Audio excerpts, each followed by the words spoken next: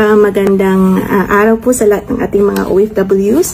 Explain ko lang po at clarify ko lang po yung bagong advisory po natin. So napapansin po natin ganito po yung itsura ng ating kontrata. So andyan po yung pangalan ng employer at yung ating pangalan at napapansin po natin 2 years po yung ating kontrata. So pag check po natin sa second page, nakalagay din po dyan yung petsa kung kailan po pinirmahan. So kung for example ito ay March 2022, noong 2024 ay expired na po ito. Pero kung tingnan nyo, na-verified po na po siya dati. So ano pong gagawin? Kung uuwi po ako ngayong taon, gagawa lang po ako ng panibagong kontrata. So for example, ito po, same pa rin po ang employer, pero pirmahan ko pa rin po, hindi ko na po kailangang ipa-verify ito. Okay? Pero pag uwi ko po sa Pilipinas, itong dalawa po ang dadalhin ko all the time. Ito po ipapakita ko sa immigration na hindi po nagpalit ang aking employer since 2022. Okay? And then, para naman po sa mga workers na open contract or walang duration ng kanilang contract or indefinite, hindi na po kailangan mag-issue ng bagong kontrata. Yun na po. Salamat. May isang kababayan tayong nagtatanong na kung ano daw ba ang requirements pauwi sa Pilipinas kung hindi pa tapos ang kontrata. May isang kababayan kasi tayo nagpaalam sa kanyang amo na uuwi sa Pilipinas dahil may aasikasuhing mahalaga. Pinayagan naman daw siya pero hindi pa tapos ang kanyang kontrata.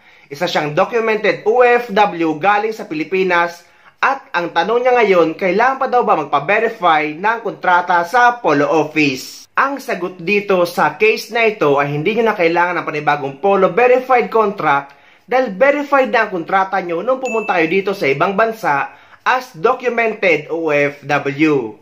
Kagaya ito sa isang baguhang kasamahan namin dito na dumaan sa Manpower Agency sa Pilipinas at pumunta siya dito as documented OFW.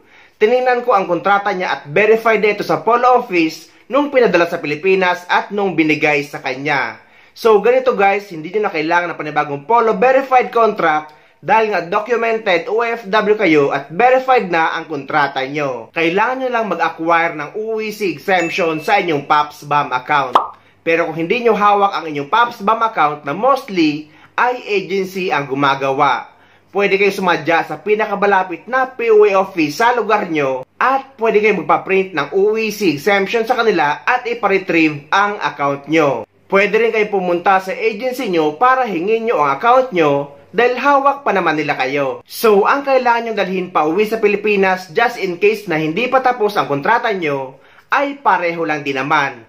Ang e-travel arrival card, passport at ang inyong ticket. Dalhin nyo lang din ang inyong Polo verified contract na dala-dala nyo galing sa Pilipinas nung pumunta kayo sa ibang bansa just in case nga hanapin ito sa immigration. Kapag babalik naman kayo sa ibang bansa or sa employer nyo, kailangan nyo i-prepare ang e-travel departure card registration, ang inyong UEC or UEC exemption, ang inyong valid visa, passport at ang inyong ticket. Ang OWA membership nyo guys ay still valid pa dahil nga 1 year pa lang kayo sa ibang bansa or sa inyong employer.